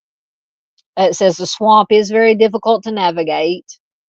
Police searched all of the geocache sites within this area, but they did not find any indication that Michael had been to any of them. According to his family, after he stopped taking his medication weeks prior to his disappearance, his behavior did change, which is, you would expect that to happen. His parents were concerned and recommended that he go to a doctor, but he said that he felt fine and he didn't need to take the medication. His mother stated about a week before he went missing, he started cleaning out his room and selling items. His mother described her son's life prior to his disappearance as very regimented and stated that it was completely out of character for him to go missing. His disappearance obviously remains unsolved. He has a degree in computers from the Community College of Rhode Island. So let's see if I have any. I do believe I have an article.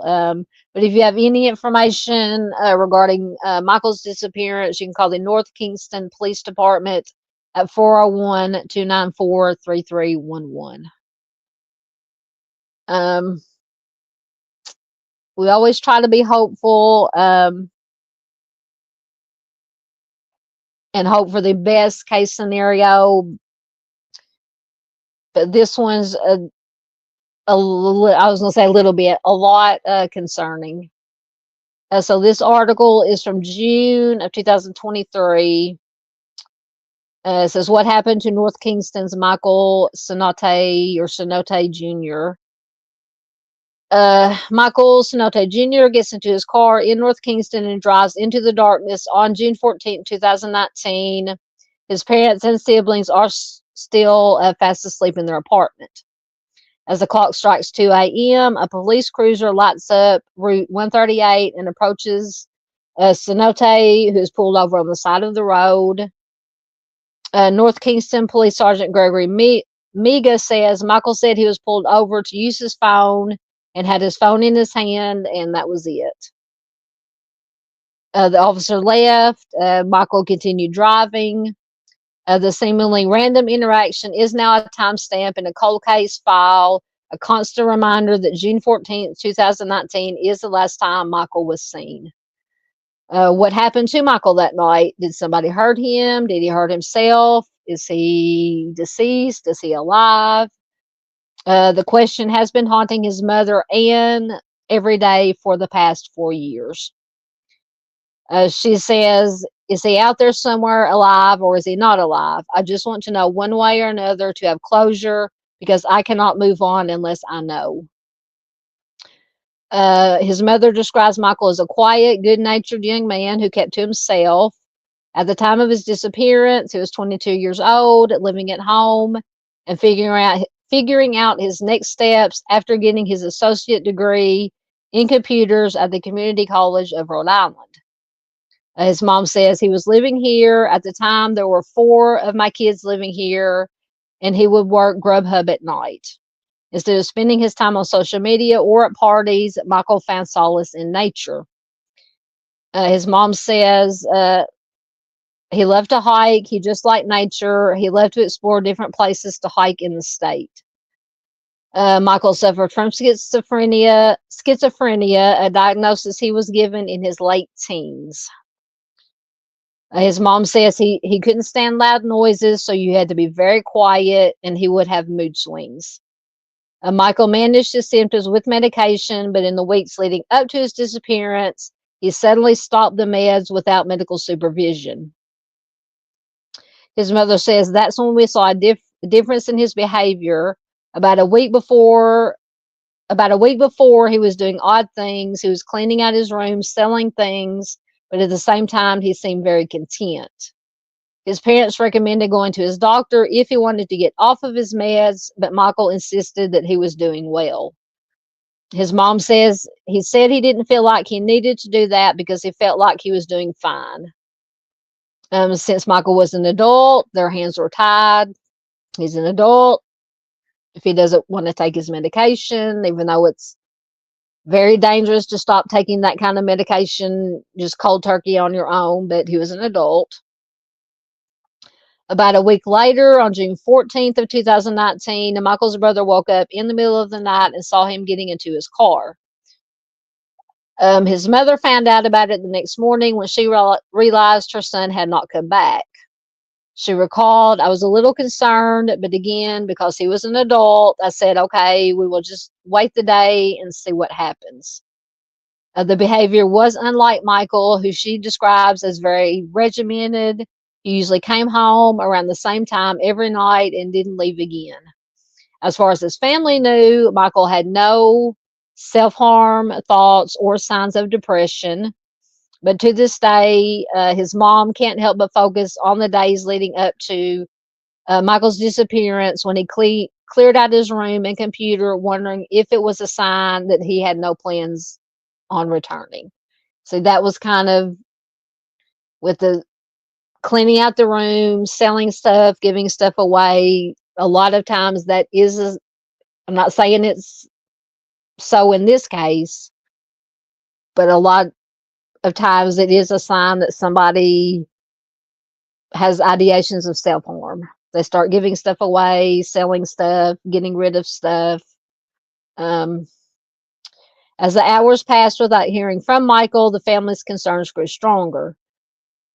His mom says when he didn't come back all day the next morning, we went to the police station and filed a report. Sorry if you just heard a very loud truck go by. At first, police told them that Michael was an adult and he could leave if he wanted to, but his mother knew this was uncharacteristic of her son. 2 days later, Michael's 2000 black Honda Civic was found near the Great Swamp Management Area, which is kind of, to me, in my opinion, another sign that he may have had ideas of self-harm. But then again, it said that he liked nature, so maybe he could have been, just wanting to spend some time in nature, go for a hike, or get away from things. The vehicle was locked. As I said before, there was half-eaten fast food inside. It was locked and turned off, no keys or cell phone nearby, and the discovery immediately sparked a massive hunt. North Kingston Police Sergeant Gregory Miga has been part of this case since the very beginning. Miga says, I was assigned to the case at the end of June, beginning of July. He has been involved in numerous searches of the Great Swamp, an area that stretches 3,500 acres. I mean, that is lots of acreage. And if it's wooded area, swampy area, it's going to be just unfortunately very hard to find anybody. The initial searches begin with canines, followed by an all-day multi-agency search the following day. At one point, a canine was alerted to an initial scent leading away from Michael's car, but the track quickly dissipated and led nowhere. Sergeant Miga said there were many times that canines hit on many different types of odors, but we were never able to track down any single source that was putting a scent out. Weeks later, on July 11th, a secondary area was also searched. Search and rescue teams took to the water and the sky using drones, but in every search, the crews were battling rough terrain. Sergeant Miga says the vast majority of the Great Swamp is, in fact, the Great Swamp. And it says some areas are completely impassable. Miga said you can search in areas by kayak to a point where the water is too shallow to go any further, and then you go out and you are in thigh-deep muck and you cannot move 5 feet. So that just be so hard to find anybody. He said the foliage is so thick, even drones and helicopters are limited. He says we're just unable to penetrate certain areas of the swamp. Police learned that Michael was involved in geocaching, which is a type of the global treasure hunt. Um, Hiders provide online clues for seekers who then use GPS devices to find the hidden caches. Police found and searched all geocache sites in the Great Swamp on August 16th. Um, Michael's mom says they came up with nothing. I thought for sure they would find him. The only clue that was found was an item belonging to Michael that he had purchased at Home Depot shortly before he disappeared. And I think they may be referring to the rope. They say it was found on a trail but never led to Michael. Police have not ruled out any possibility as to what happened to Michael, including foul play. Sergeant Miga says every piece of information we have says Michael's last known location was in the swamp. Our goal from the get-go is to find Michael and bring him home, period. But to search the area again, police would need credible evidence or a tip that leads them to a specific part of the Great Swamp. So in that 3,500 acres. Other than the search area itself, officers have had little information to base their investigation off of. In missing persons cases, police often rely on phone records, online searches, and other internet communications. But Michael had no social media presence and spoke to few people. To this day, officers continuously check his credit cards, bank accounts, and other memberships, but there has not been any activity since his disappearance. His keys and cell phone have never been found. 4 years later, his family says they still think about Michael every single day. His mom says the years have been filled with hope somehow that we could get closure, but you don't stop thinking about him. His family plans to conduct another search before the end of the summer, and they're looking for able-bodied volunteers. And so, like I said, I believe this, where was this article was from 2023. Get back down to where I was.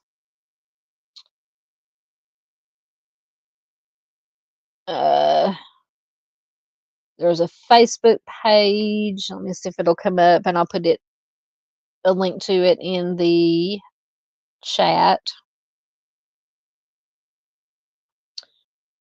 All right, I'm going to put a link to the Facebook page in the chat.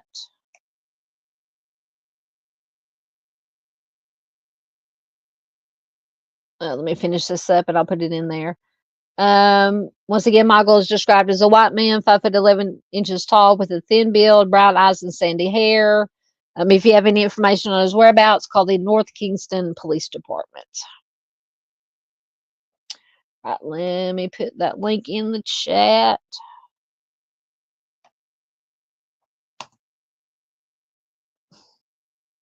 There we go. There is the link. All right, let me see what you guys have to say. All right, that's where I was.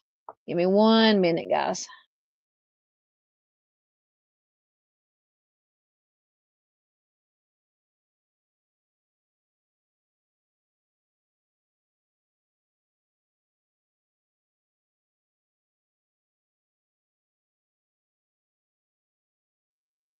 Okay. Sorry, I had to blow my nose. My sinuses are killing me as usual.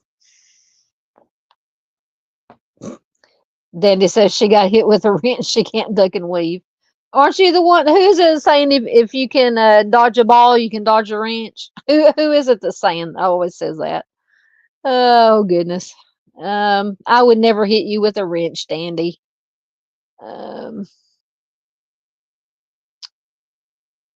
Let's see.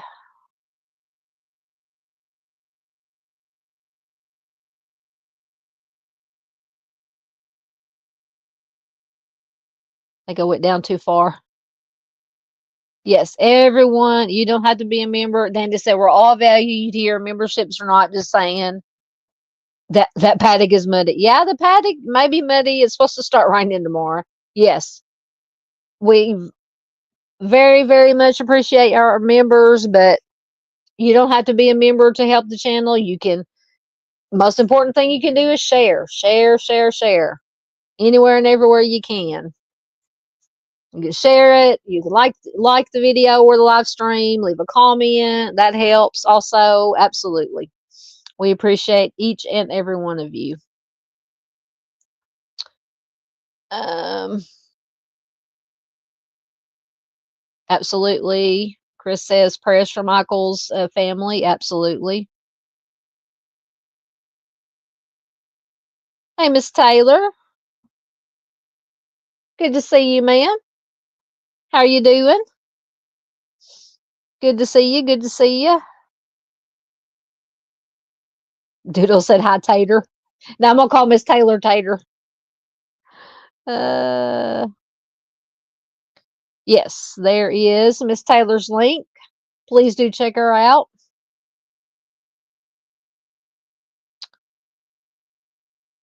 Oh, but I hope I didn't miss. I hope I didn't miss her. Miss Farr said, "Have a great night, all. Gotta go. Stay safe, love, and light." Thank you, Miss Farr, for being here. Thank you once again for the gifted memberships. They're greatly appreciated. And there is the link to the Facebook uh, group or page for Michael.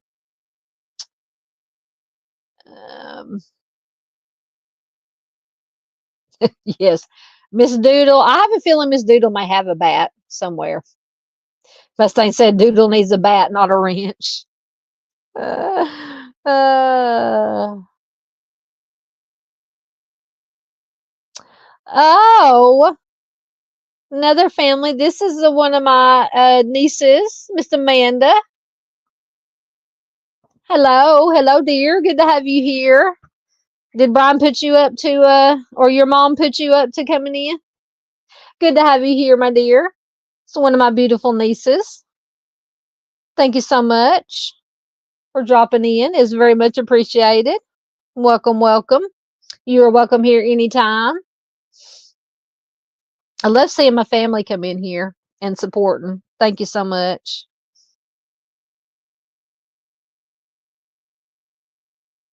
I'm just so happy. Now I want to cry. Now I'm going to get all teared up. I'm going to get all teared up. I have to stop my cam.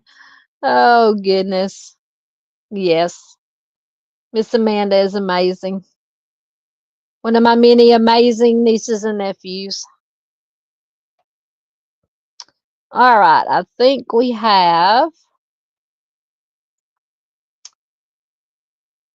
Oh, was that the last one? Oh, that was the last one. All right. Well, that was the last one. So, if anybody has anything else you want to talk about, um, oh, I know one thing I was gonna do. Give me 1 second to find the article. Had actually a sad. I don't usually like to. What was that Miss Barb says? Yeah. Miss Barb said, "Be careful, your family gets thrown out." No, you are safe. Echoes is safe. Miss Amanda under Ethan Sims, which is her boyfriend, fiance. Um, she is perfectly safe. Oh yeah, Mustang says Southern Galaxy beginning to storm here in Northwest Arkansas. Yeah, I think we're supposed to have storms coming in. What the next couple of days? Yeah. Thank you, Miss Paula. Yes, I'm so glad to be back, and thank you guys for not giving up on me, for hanging in there, waiting for me to come back. I promise. Well, I don't say I promise. I will do my best not to be gone for so long again. Uh, but I do want to actually had you know, we always like good news around here, but we do have an update on if I can get things to work. Oh my goodness. On an update on a lady that was missing here in Arkansas. Let me find the article. Hopefully, it'll let me screen share. Okay, 1 second. Let me take this down and share screen. And this is concerning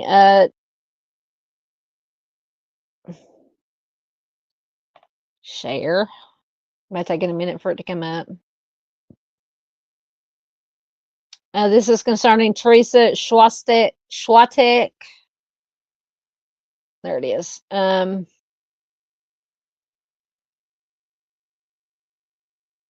Get to the right page. Okay. I'll do that.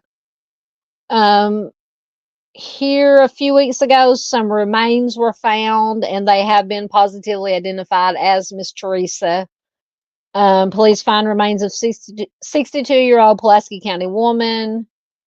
On March 23rd, 2025, the Pulaski County Sheriff's Office responded to the 21,000 block of Rolling Cutoff Road after and this is in Roland, Arkansas, which is just to the, I believe, west of Little Rock.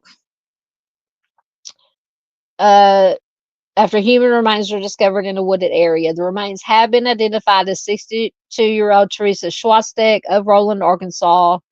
Schwastek was reported missing on November 11, 2024. She was last seen in Pulaski County near the 28,000 block of Roland Cutoff Road. She was wearing a blue and white sweater and blue jeans. So anyone with information is urged to contact the Pulaski County Sheriff's Office at 501-340-6963. And it says it is an ongoing investigation. I'm assuming I have sent off the remains to be autopsied, whatever. Didn't say what condition the remains were in, but so I'm assuming right now they're not ruling out anything, accident, foul play, whatever. So we'll, when the story is updated, if they release any other information, I will definitely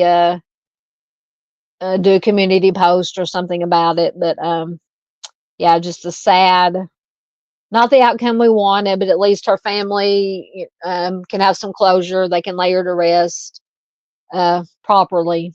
So just thoughts and prayers going out, obviously, to her family. So it's a very sad situation. And I believe it was not, where they found her was not very far. Good Lord, my hair is horrible tonight. Anyway, where they found her, because when the missing person, when the report first came out, it said that she was last seen walking along a fence road that was close to her property, and that's kind of the vicinity where they found the remains. Now, could have been she had a medical incident or something, but I said we'll find out maybe more if they release publicly after the autopsy is done. So, but at least she has been found. All right, let me get back to your comments. Welcome to the fam. You talking to Miss Amanda? Let's see.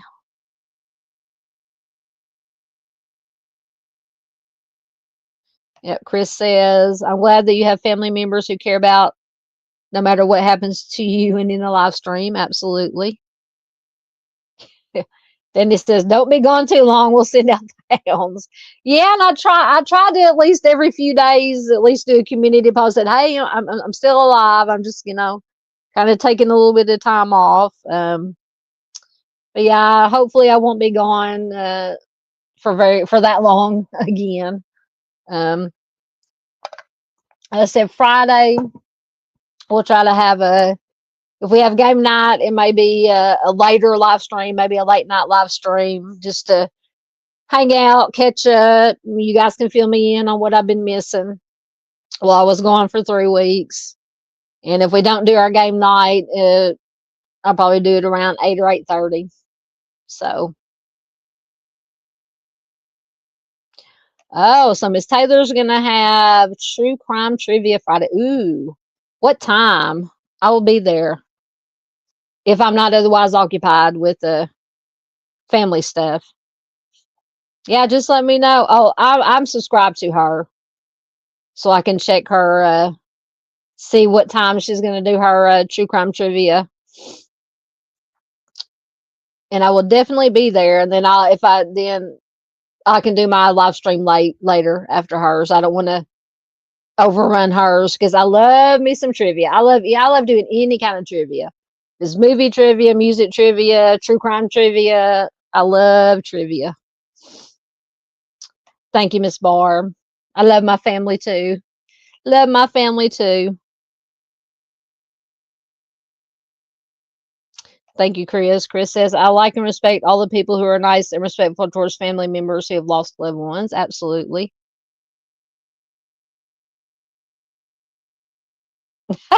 Nan says, I dozed off and woke up to a loud snort and heard your family was in here. Hope they didn't hear it. Oh, no, I don't think they did. All right, guys. We don't have anything else. We're about at the 2-hour mark. So thank you, everybody. I was so glad to be back. Thank you, everybody that was here. Thank you to all the lurkers. We love our lurkers.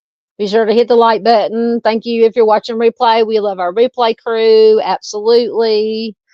I do have, like I said, yesterday or Saturday, I recorded lots and lots of videos. So I will have some videos. I uploaded one this Saturday and one this morning.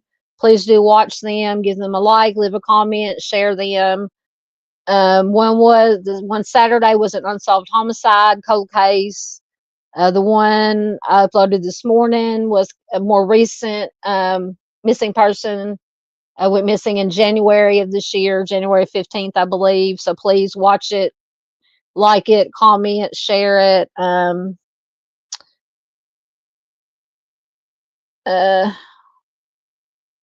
Hold on.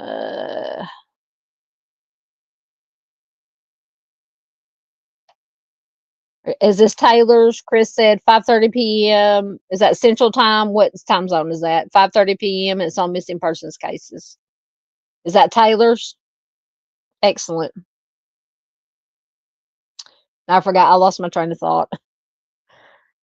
Thank you, Miss Barb. It was great seeing you and everyone tonight. Sending hugs. Hugs right back to you, ma'am. We love Miss Barbara. Thank you so much, Mustang.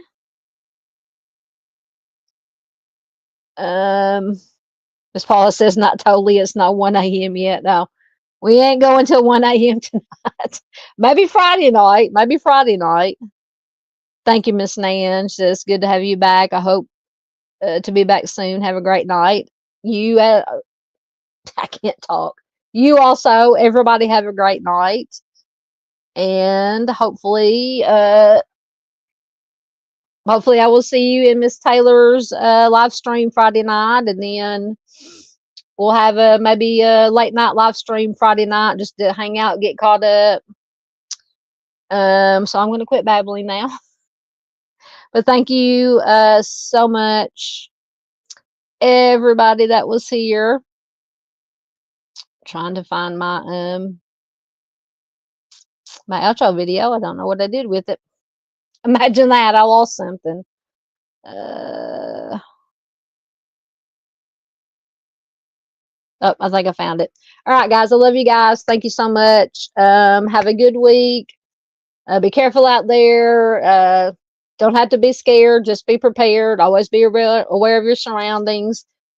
Be nice to one another. Take care of each other. We're all that we have. And I will see you soon. Thanks, guys.